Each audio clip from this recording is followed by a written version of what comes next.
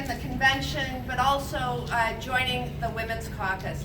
This is an incredible year. Do you remember that Time magazine front with all of the women who had run for office and won just since January of 2017? Greta Neubauer was the face from Wisconsin, and there are so many that it was just tiny, but right there it was. I think about the old days when there were so few women's voices in seats of power in the Senate, in the House, in the state legislature, in executive branch office. And I think about how how it has changed and how we continue to change it. There's some old expressions, but I think they are really apt at this particular period in time. You say if you're not in the room, the conversation is about you, but if you're in the room, the conversation is with you. And that makes all the difference. Yes. Now, some of my friends put it a slightly different way, which is if you're not at the table, you're on the menu. Wow. And not where you want to be. So, but I also just want to talk about the transforming impact of women's voices involved in policy making and every other aspect of leadership in our society. When I look at conversations on issues that affect our everyday lives, and the idea that there are not women as a part of those conversations, we aren't well represented. And I do believe that legislative bodies like the U.S. Senate, Congress, the state legislature ought to reflect the state and the country in all of its diversity. And so I am extremely proud of Wisconsin right now in terms of who has stepped up and taken that risky leap of running for office. I think about Patty Schachtner's amazing victory in Northwest Wisconsin.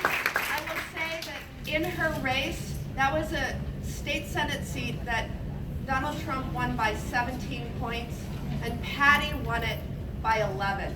That is a 28-point. And that's because of all your work and dedication and support.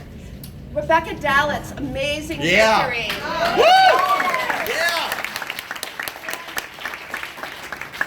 So I am really grateful for all that you are doing to step up in any way, whether it's running for office yourself or getting behind those that are working on issues that impact us, and then pivoting from those issues to, if I can steal your language, Randy, repealing and replacing those politicians who stand in our way, and having the back of the politicians who are working hand in hand with all of us. Now I want to just, Martha's not in the room still, but I just want to have a little bit of a different take on her final comments, because I do see a wave. Personally, I think you'll understand, depending on where you live in the state, I see a green wave. And I don't mean green in the environmental sense, I mean green in the dollar bill sense. And it's not a pleasant thing to see. For those of you who don't know, I have had over $10 million spent against me on television, radio, and social media since the beginning, not of this year, but of last year. These are Washington-based super PACs, as well as the Koch brothers network and Richard Uihlein.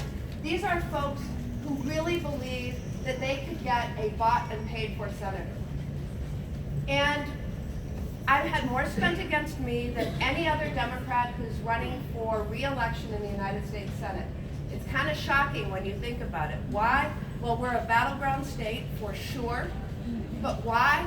Because I've never been afraid to stand up to them and stand up for you. Yeah. So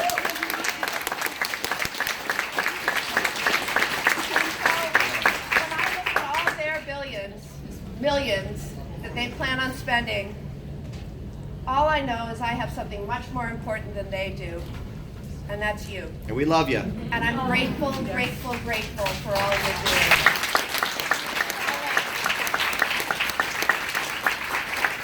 I know you have a lot of people to hear from this afternoon. I will see you in the big convention hall later, and please feel free to stop by my hospitality suite later tonight. Good night. Thank you.